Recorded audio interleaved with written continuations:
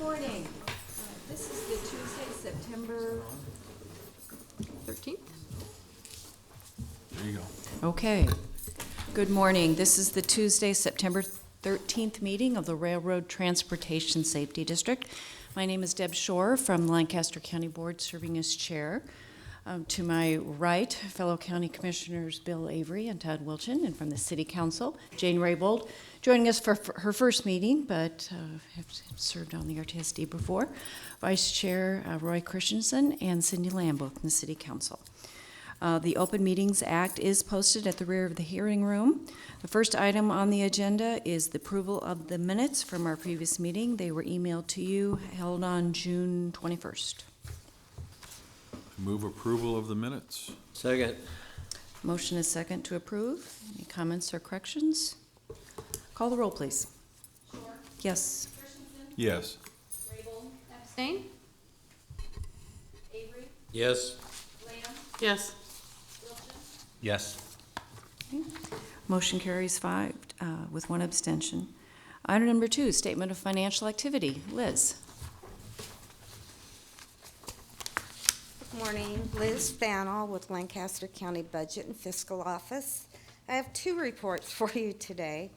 The first one is the legal size sheet is a report that's required by State Statute 74-1308, paragraph 2. It requires the treasurer to provide a full detailed accounting of the full year's activity. So I created this in July, had Andy sign it and notarized, placed on file with the county clerk. I don't think you really need to take any action on it. It just needs to be on the agenda that it has been presented to you.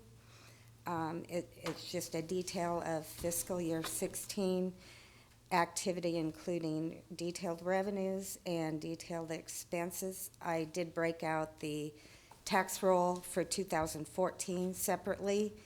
So you brought in $1,111,000 of 2014 tax rolls, which was at the 1.3 cent levy. And for 2015 tax roll, you had $1,960,000, which was collected at the 1.6 cent levy. Any questions about the receipts or disbursement portion?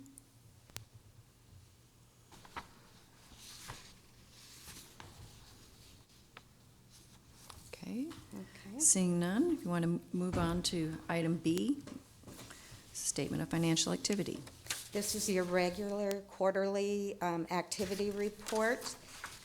This report ended on August 31st. And it shows your receipts and disbursements so far in fiscal year 17, which started on July 1st. Your tax revenues were $1,103,328. That did only include July taxes. The August taxes had not yet been posted. So you were at 27% collected with just July. That is one of the bigger months of the year. Investment income was $14,940. So your total receipts were $1,118,268.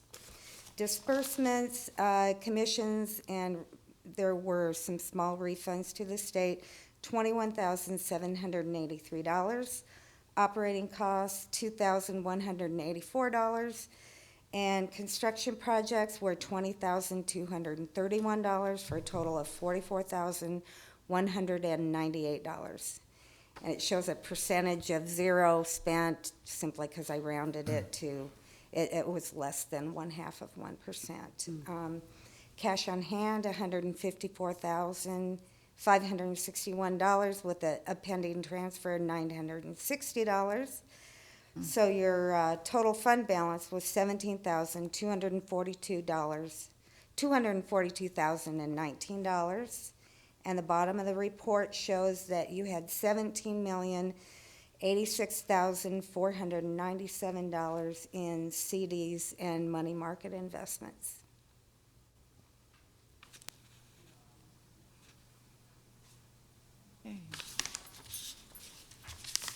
Yes, Bill. Who makes decisions on where this money is invested? The county treasurer's office. The return's pretty low. Everywhere. Yes.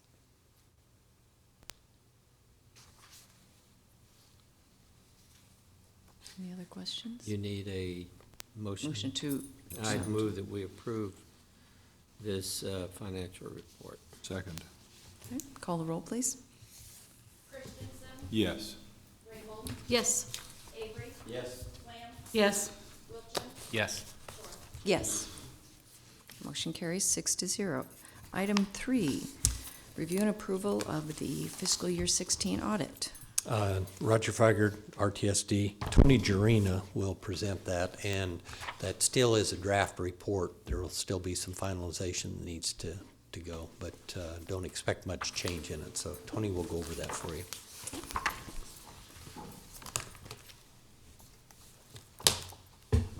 Thank you, Roger. I'm Tony Jarina with HBE CPAs. As Roger stated, this is a draft of the financial statements. We'd like to present this to you for your review, and if your review has no changes to it, we will go ahead and make the audit report final, and we will go ahead and present this in the upcoming December board meeting for your final approval on it. Couple points to be made. I wanted to just highlight a few items in the audit report. The audit report, as is right now, carries an unmodified opinion, what we sometimes call a clean opinion. What we will do now is, I'll just give a few highlights of the financial statements on page 3 and 4. Total assets increased from $15.3 million last year to $17.6 million. Assets include cash and money markets of $8.8 million and certificates of deposit of $7.3 million. On page 4, which is your statement of activities, revenues increased from $2.9 million to $3.7 million. This is almost entirely due to the increase in levy from the 1.3 to the 1.6. Investment income also increased from $44,000 in the 14-15 year to $76,293 in the 15-16 year. Total expenses increased from approximately $1 million up to $1.3 million, mostly due to an increase in construction projects and railroad crossing improvements. Overall, the net position, which is assets minus liabilities, increased from $15.2 million up to $17.5 million.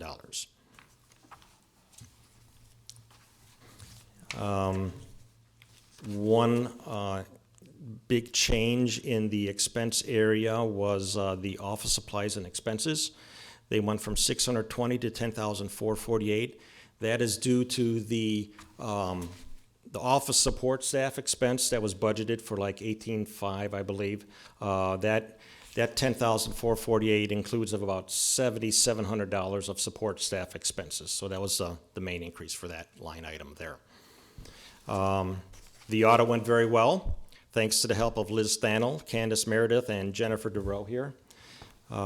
Everything we asked for was presented to us very quickly, and we had an easy time with the audit. So I thank them, want to thank them again for it. Thank you very much. Okay. Are there any questions? I do have a question. If I heard you right in your opening, you said this is the draft and final approval will be at the next If it meeting. meets your approval, everyone's approval, then we'll go ahead and print out the final portions of it, and we'll make a final presentation of it in December. Okay, so no action is needed today.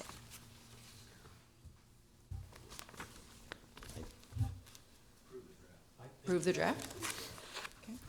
Questions for, Approve the draft or simply acknowledge receipt? That almost says you have to approve it in the final vote. I do remember last year the draft was approved, and then the final was approved Okay. also. Well, Do I would things make a a little different? motion that we approve the draft audit report from HPE. Second? That's with the understanding it may change between now and then. Yes, I don't expect any changes, but. Expect any changes, okay? Any additional questions? Now, call the roll. Grable, Yes. Avery, Yes. Lamb, Yes. Wilchin, Yes. Shore, Yes. Christensen. Yes.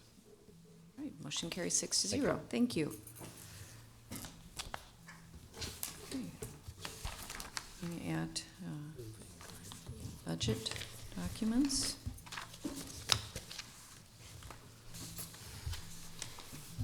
Roger Feigert, item 4 has two separate items. In your packet, you do have a copy of the actual state-required budget forms that HBE have filled out for us.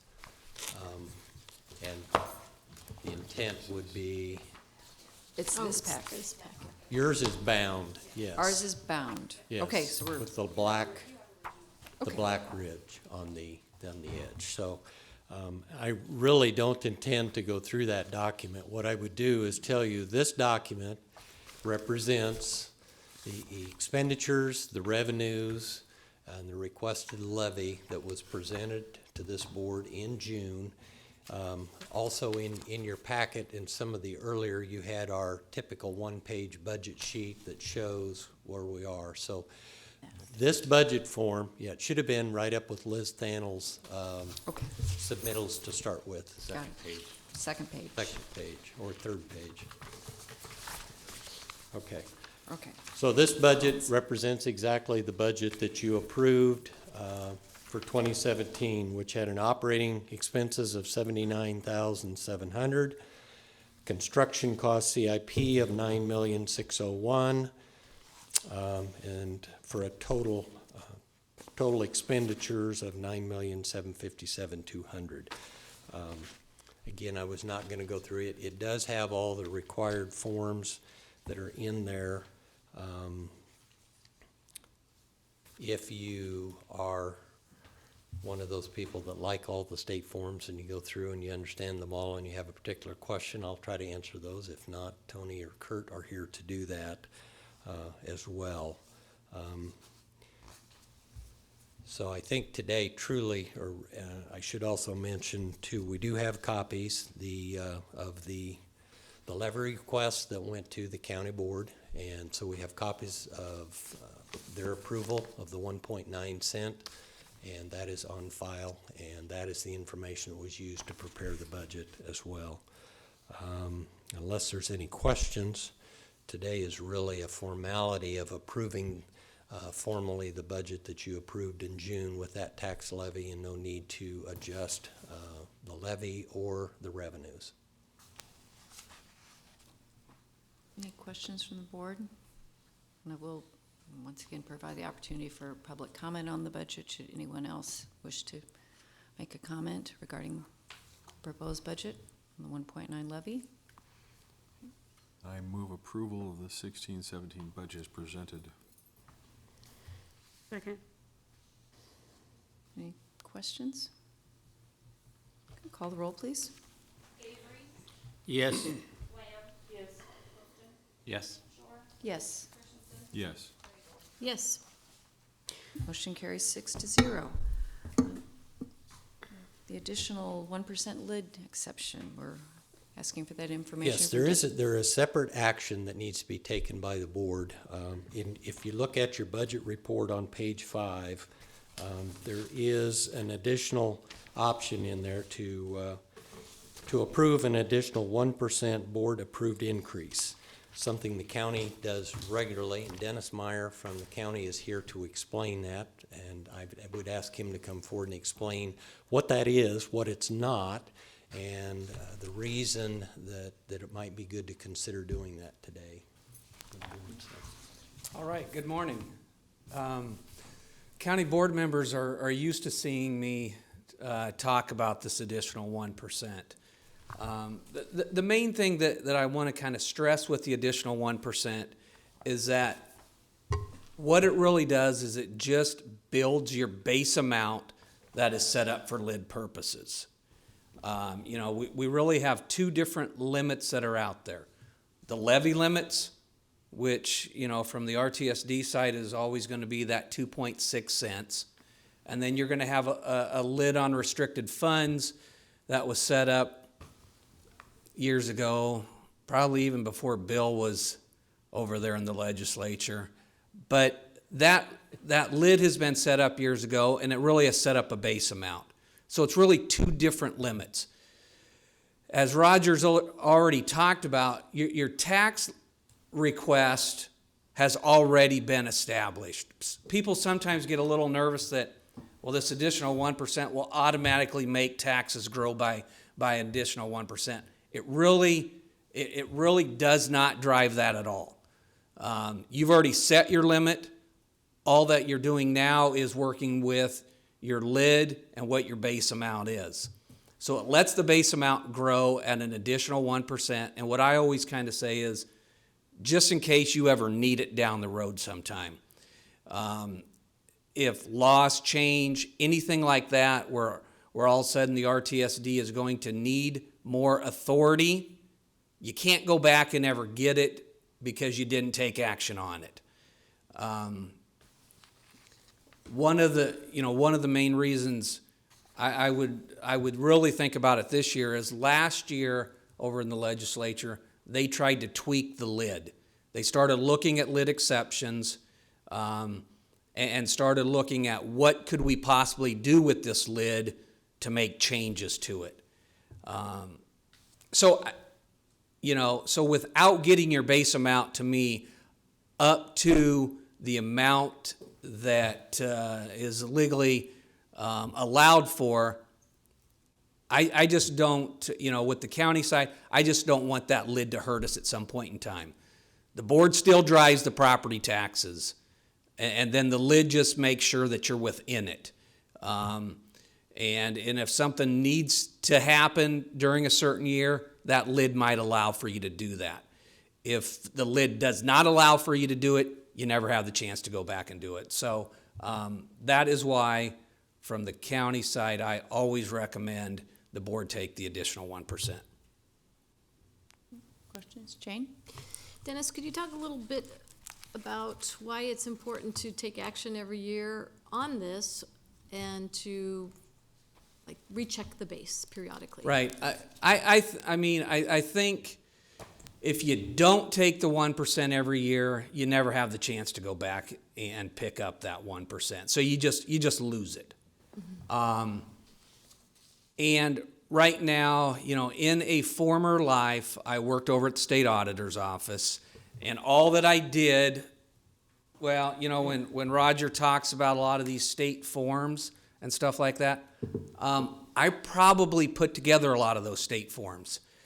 And so I've seen a lot of budgets from political subdivisions, and I've seen the sides of the lid restrictions and the levy limits, and I have seen where both of those limits have affected political subdivisions. Sometimes it's maybe just the levy side, sometimes it's maybe just the lid side, but sometimes you see where those really come into play and really affect political subdivisions, and allowing for them to do something that makes sense, but the lid wouldn't allow for it. So, and especially now where we're at, I believe this next session there will be something out there to mess with the lid again. If you don't let that base amount grow to what the statutes allow for it, legislation could change something that could affect you down the road somewhere. Thank you. Questions? Like I said, county board members hear this speech once a year, or presentation. Dennis did testify on behalf of NACO and all counties about the importance of the lid and making this annual 1% exception available to grow the base. So, yeah. We heard it last summer. You heard it last summer? Oh, yes. Okay, we're all good. Do we need to make a motion? Yes. I move that we approve a 1% lid exception. Second. Okay, call the roll, please. No. Wilchin, Yes. Shore, Yes. Christensen, Yes. Rabel, Yes. Avery. Yes. Motion carries 5-1. But current budget status. Roger. I can be fairly brief. Again, if we refer to the third financial sheet that was in your packet, Liz kind of went over those totals, but at the start of the year in the operating expenses, we've only spent just a little under $2,200. About $1,200 of that was working with Bill Kudaluk and our legal firm, getting interlocal agreements, reviewing documents, and making sure that we were ready for the budget. In the project construction side, about $20,000, about almost $14,000 of that was Chris and my time in working on the 33rd and Cornhusker project, working consultant, closing things out, trying to coordinate with railroad. And then almost $22,000 of commissions that goes back to the county treasurer for collecting that revenue.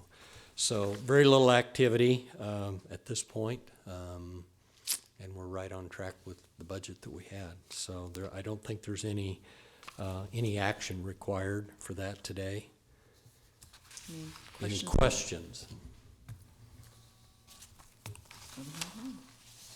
Okay, we'll move on to project updates.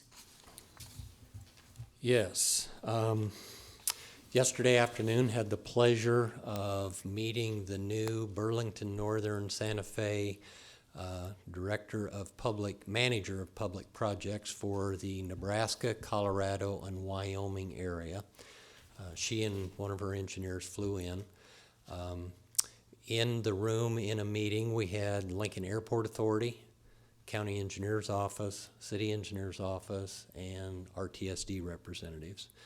And primarily, we reviewed kind of where we were on the 33rd and Cornhusker project and the goal of trying to get the dialogue started on some type of an MOU or an MOI, if nothing else, a memorandum of intent.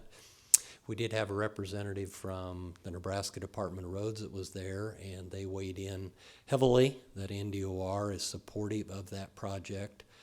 So the bottom line coming out of the meeting yesterday on 33rd is that the Director of Public Projects and the Assistant Director of Public Projects that cover the Director covers all of the United States. That's John Scherson from Sacramento, and his Assistant Director, I'm sorry, I said that wrong.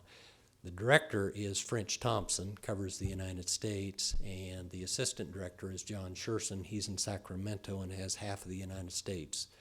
Along with Amber, they will be back on October 13th. So we have a meeting set up, a half a day with them to spend and continue that dialogue and move some things ahead. I'm not going to promise you we certainly won't be signing any agreements, but we did make some progress. On the Airport Authority, economic redevelopment and the moving of the state spur and trading crossings on the north side of the airport. The next thing that needs to happen is a diagnostic review, which is officials from the Department of Roads, the Railroad, the Road Authority meeting and going through all of the design that needs to be incorporated into a new crossing. We will be scheduling that the October 12th. So I am pleased. I thought it might take us months to get that meeting set up. So that is a Lincoln Airport-led project, but certainly the RTSD is trying to support and facilitate moving that project ahead. We discussed the Hobson Yard potential additional track line. At this point, what we specifically asked for was the ability to meet with the local engineers here of BNSF to try to make sure that that it's physically possible to build a track through there and what some of the challenges might be in doing that. And we specifically asked we need to have our consultants get on site and do some survey, make sure we know exactly where the tracks and the bridges are. Amber Stoffel, the manager, said she would contact and talk to the local engineering group and try to facilitate that meeting to happen fairly soon. I will continue to work with her on that. We also reviewed the county crossings. Pam Dingman was there. And we tried to work through a better process of how we interact with the public projects section of the railroad as well as the local roadmasters that do the operation and maintenance of the crossings as they come through. So part of the October 13th meeting after we meet on 33rd would be to set aside time to go and look at the West Denton road crossing and probably the other crossing that is in most need of some immediate repair is Roy Street down in Roca, I believe. Roy Street? Yeah, there's one down Yeah. Street, Roy okay. Street. Been on We talked with the railroad about trying to do something monthly, even if they don't come in monthly. Maybe we can do a telephone conference or video conferencing to keep these projects moving ahead, as well as building a relationship with roadmasters.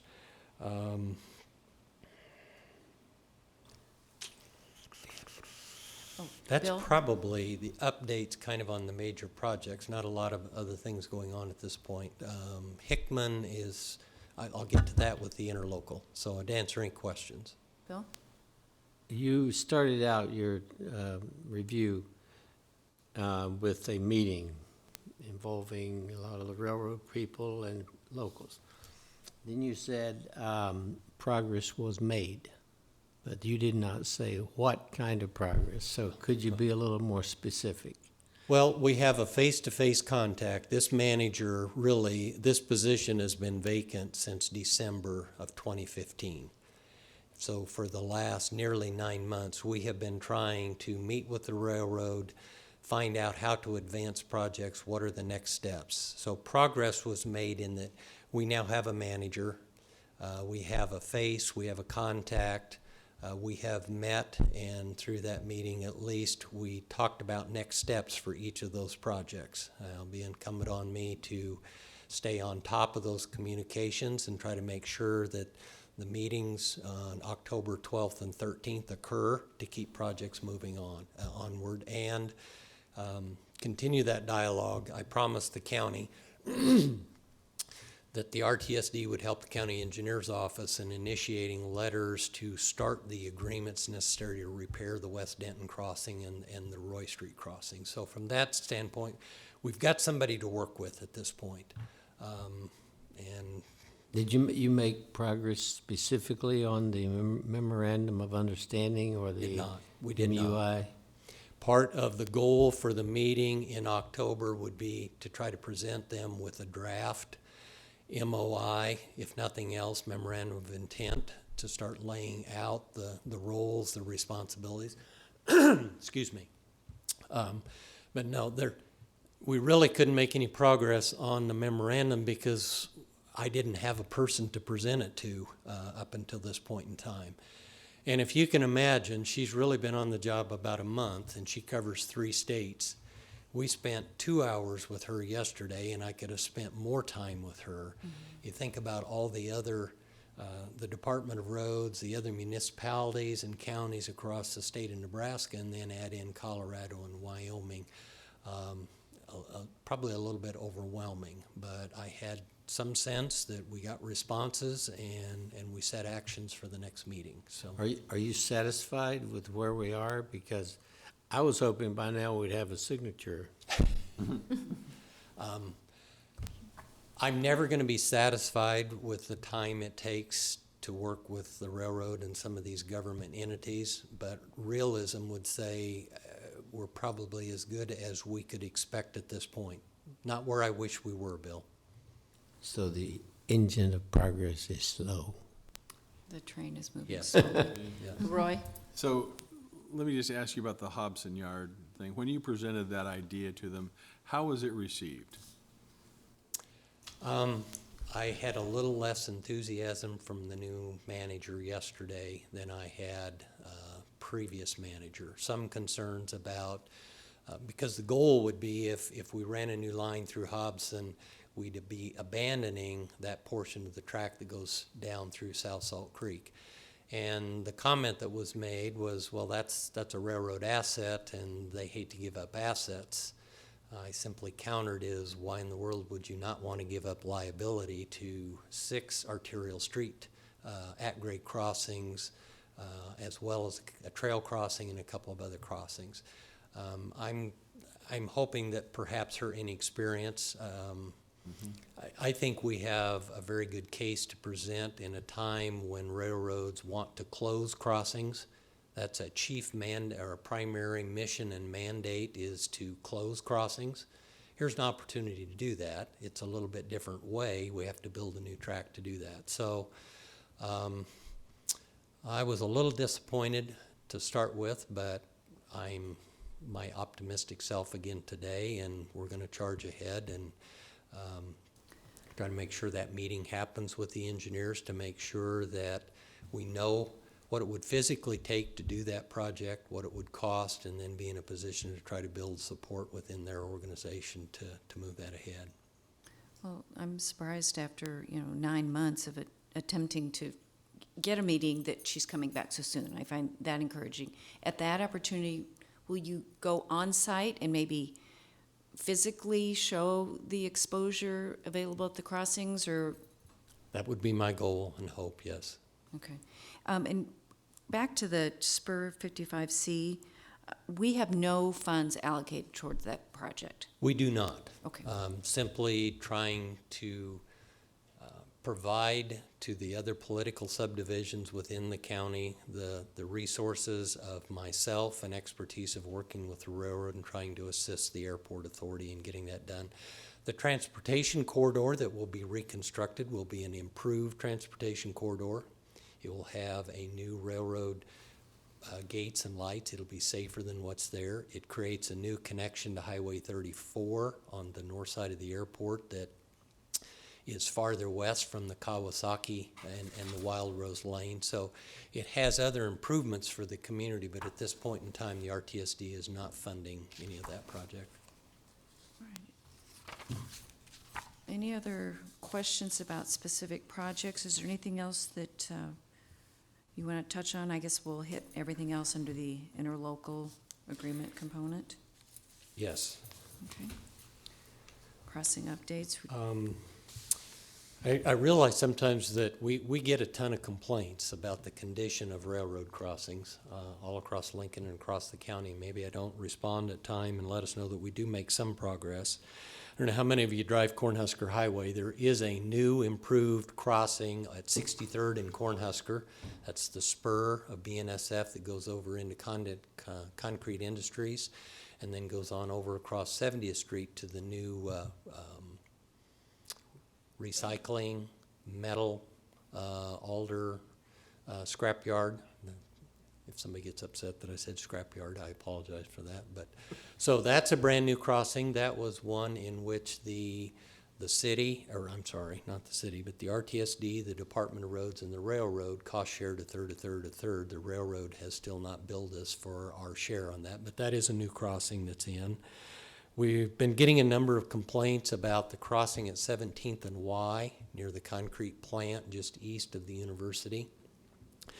That is OL&B, a NEPCO railroad. They have done temporary repairs, and I'm currently working with them on the possibility of replacing that crossing and the RTSD providing a share in doing that out of our railroad crossings. We've also received a number of complaints at 22nd and Y. That's the spur that goes into Lincoln Lumber. And I have contacted the owner asking them that they need to do some repairs, and if they want to improve that, would contact me. We could work on a cost share for an improved crossing there as well. We've also received a number of complaints about the crossings on Northwest 12th and Kingbird Lane, north of the interstate, east of Northwest 12th, kind of east of the airport area before you get up to the Highlands and the golf course. There's some spurs that run in there. Been working with Union Pacific to do some improvements, and the worst crossing is Kingbird Lane, about a half a mile east of 12th Street, Northwest 12th. And city forces will grind that down and smooth that up and do a temporary repair sometime within the next 2 weeks. We've received a number of complaints about the crossings along that parallel Highway 2, 27th Street, 40th, 48th. That would be part of my goal, is to meet with the railroad and try to determine what kinds of repairs. We will continue to patch the potholes and the things that are more dangerous, but overall the crossing surfaces and the approaches need to be repaired.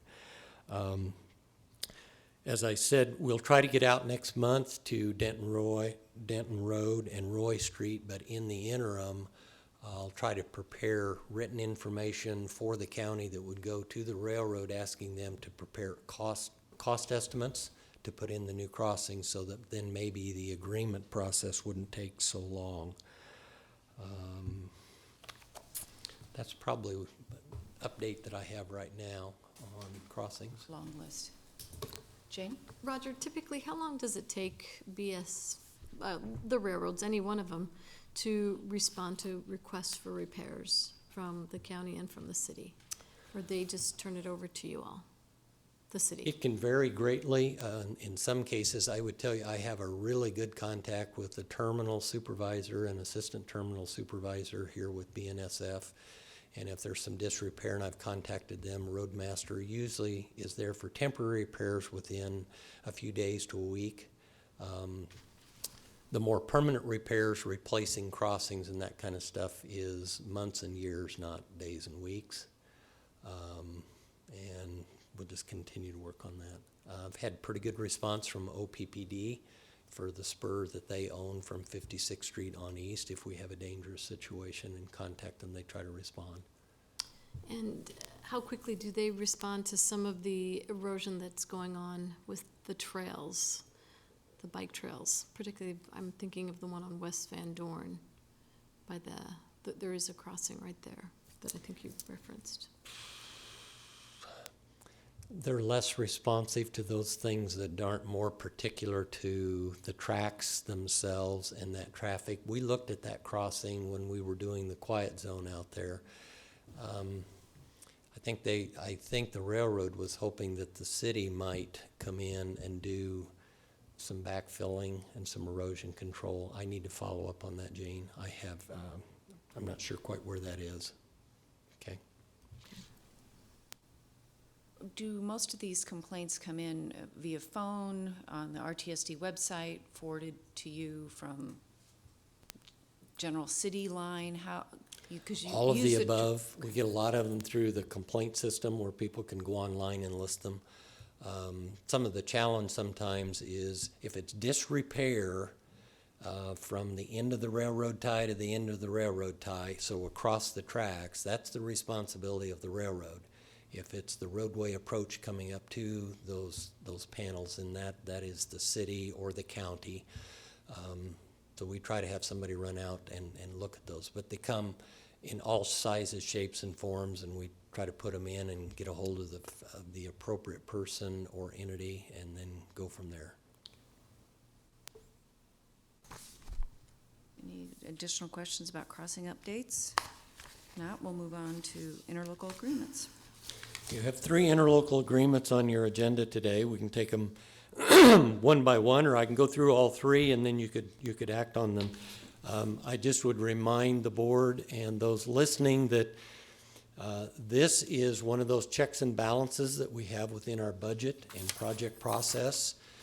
You've approved budgets that had dollars allocated to assisting the city for the new crossing of OPPD at Yankee Hill, the NRD undercrossing west of First and J, and the finishing up, excuse me, the quiet zone in Hickman. The documents before you are the annual interlocal agreements where this board goes ahead and votes formally to be in a position for those expenditures to be made out of the budget.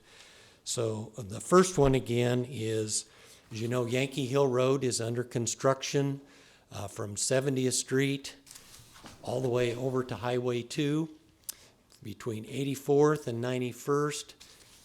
Yankee Hill curves up to Highway 2, and the old crossing that will go into Cheney will be abandoned. So we're building a new crossing at that point, and the district had budgeted up to $500,000 to assist the city in the cost of that project. You're approving this agreement today. If you do, authorizes those expenditures to be made upon receipt of invoices from the city. We will not be transferring money from the RTSD accounts to the city account. We would let them invoice us. That way I can review those invoices with the project manager and make sure those are appropriate expenditures under that item. So this is the RTSD cost share for that new crossing at Yankee Hill Road. The interlocal agreement with the Lower Platte South NRD trail undercrossing near First and J is a project that's been on our budget for years and years and years. And the reason you have a new agreement in front of you is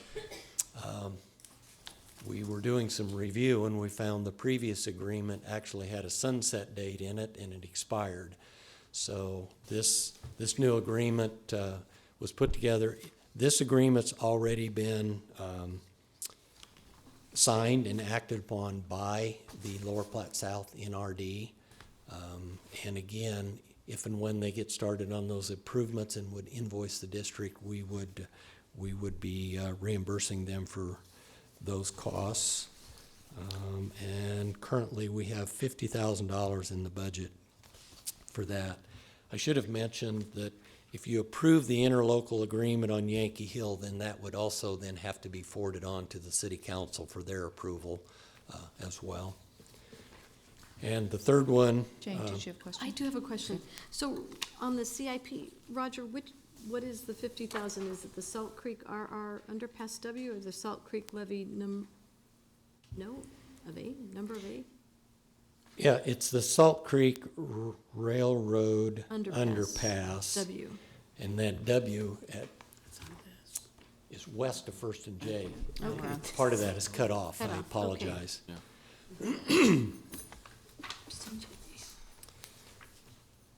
And the third interlocal is with Hickman. We had budgeted, carried over an additional $200,000 as the railroad finishes. I don't think we'll spend certainly all of that. This agreement also, if approved by the board today, would need to be forwarded on to Hickman for their to sign to accept that money. Likewise, Hickman has been paying all the bills to their consultant to the railroad and then invoicing us upon the completion of that. FHU, Rick Hayden is here if you've got any questions about that project. Rick reviews those invoices as well and confers with me prior to payment being authorized on that. So those are the three interlocal agreements that are on the agenda. I'd answer questions on any of those that you might have.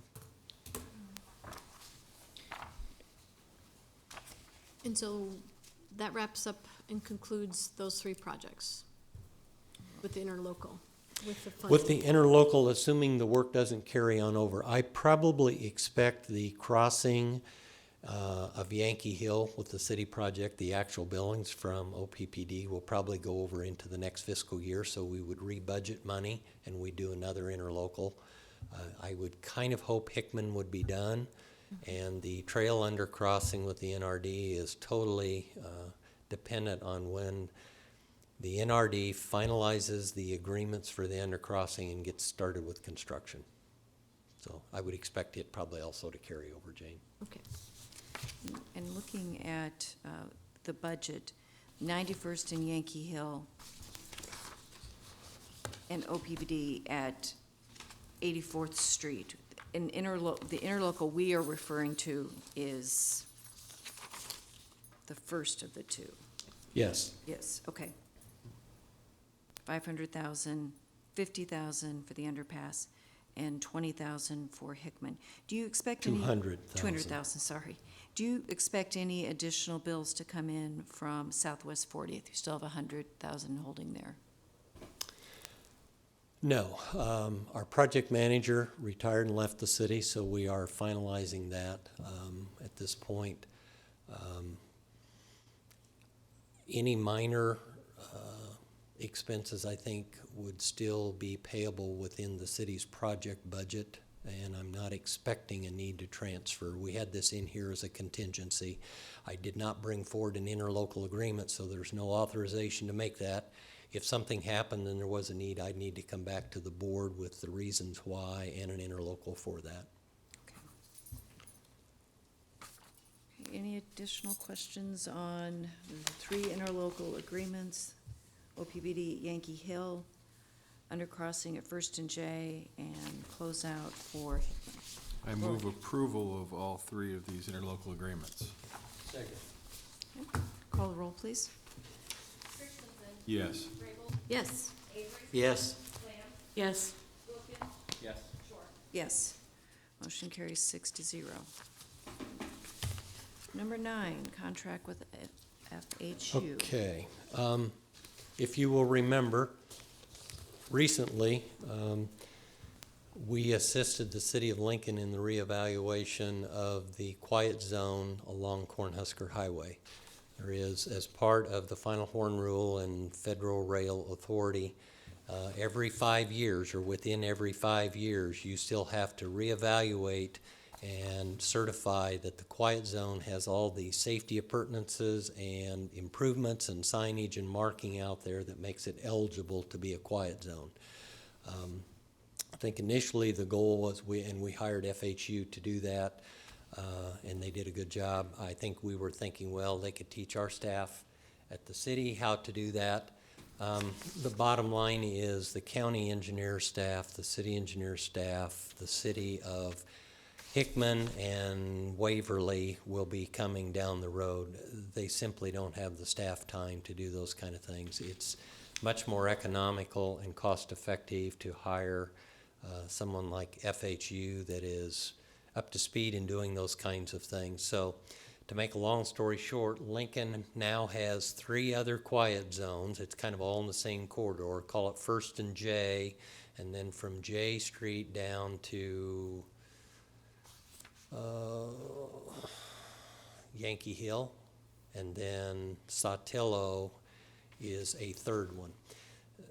Those all went into effect with just a little bit of time delay that we can't recertify all 3 of them at the same time. They have to all be recertified in 3 separate actions. But what you have before you is a contract from FHU for $18,000 to evaluate all 3 of those and get that done, and we submit those, and then from there on in the future, it'll fit within that 4.5 to 5 year time frame, so we could do them as one reevaluation. But it'll take 3 separate actions to do that. Rick is here in case you have any questions. My recommendation to you is that we use FHU to reevaluate, recertify those, and that we would, if you approve that, the $18,000 would be paid for out of the miscellaneous engineering line item of $100,000. We don't have a separate line item for that. Any questions? Questions? And this is required under federal law? Federal, yes. And I guess I would go on record saying here, we've been doing this for Lincoln, that I think we the RTSD, ought to be prepared to help Waverly when theirs comes up, and then Hickman as well when theirs come. It seems to make sense to do that. It's a fairly small expenditure, and the quiet zones have been pretty successful from a quality of life, and I will continue to say that the safety improvements, the upgrade of medians and those things, I think have also improved the safety at those crossings as well. So I think it's been an appropriate and a good expenditure from the district. Jane? So Roger, how do you divide up that $18,000 engineering fee? Because it looks like on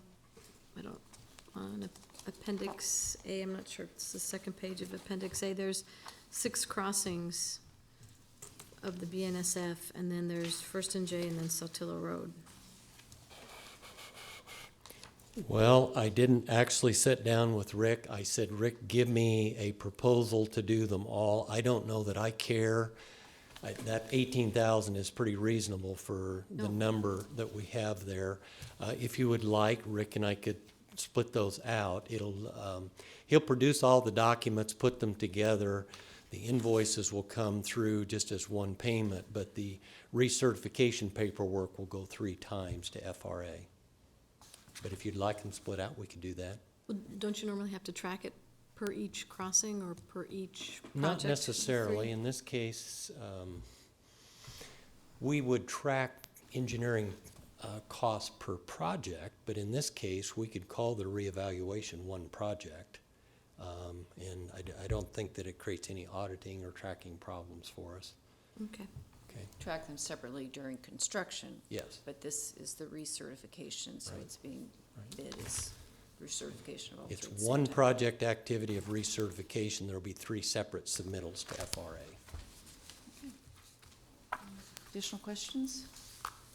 Is there a motion? I move approval of the FHU reevaluation contract. Second. Okay, and we will note that that is coming from the miscellaneous engineering budget line. Call the roll? Yes. Yes. Yes. Yes. Yes. Yes. Motion carries 6-0. Okay, Denton Quiet Zone closeout. Okay. For crystal clear transparency and similar expectations, I wanted to come back to the board in the December 2015 board meeting. Olson's presented the Denton Quiet Zone feasibility project and made recommendations. And in that report, in the recommendations, it is recommended the RTSD further pursue the closure or access modifications at the private crossing in Denton that were discussed. It additionally recommended the RTSD, excuse me, and Lancaster County continue to communicate and coordinate with the Nebraska Department of Roads to pursue funding for crossing improvements at West Denton Road. So that's what the recommendation said, and it further in that recommendation was not to pursue doing the quiet zone for the other crossings. In the minutes from that meeting, Board Order 15-33, Justin Peterson said that the consultant recommendation is not to move forward at this time with the Denton Quiet Zone. I reiterated to the board that I concurred in the consultant recommendation. Board Member Lamb asked what the costs would be to improve the West Denton crossing and close the private road crossing. I stated I thought it would cost around $15,000 to close the road, $30,000 to $40,000 to update the West Denton crossing. At that point, the board, with a motion from Board Member Christensen, moved to accept the recommendation of the Quiet Zone Study Report for Denton. Lamb seconded the motion, and the motion was approved 5-0. So I think I'm here to make sure and ask you all. I'll tell you what I think I meant where we are today, and I just want to make sure we're all on the same page so there isn't a misunderstanding here anywhere. I think the intent with the approval of that motion was that, and I think, while it's not stated here, was, okay, we would move ahead with the quiet zone. We'd work through the crossing process, which I reiterated what we were doing with the railroad and the county yesterday to improve the crossing on West Denton, and that could be paid for through the district's normal railroad crossing improvements. I think what I said was that the Parks Department, Lincoln Parks Department that owns that property where the private access is, weren't in a position that they knew exactly what they wanted to do. I had the sense that this board was supportive in saying we could spend up to $15,000 if need be to close that crossing, to put a gate up or whatnot. In the interim, Parks continues to work on that area. They haven't made any final decisions. And at this point, there is an existing gate out there that is functional, and the Lincoln Parks and Rec is totally satisfied with using it at this point in time to close the crossing, and there isn't any need for this board to spend any money out there in a temporary crossing. So I don't know that it need any motion. I just wanted to share with you at this point, my sense is we're moving ahead with fixing West Denton Crossing. If and when Lincoln wants to do anything with the trail or that private crossing, they would be in a position to come back and address the board with a request in the future.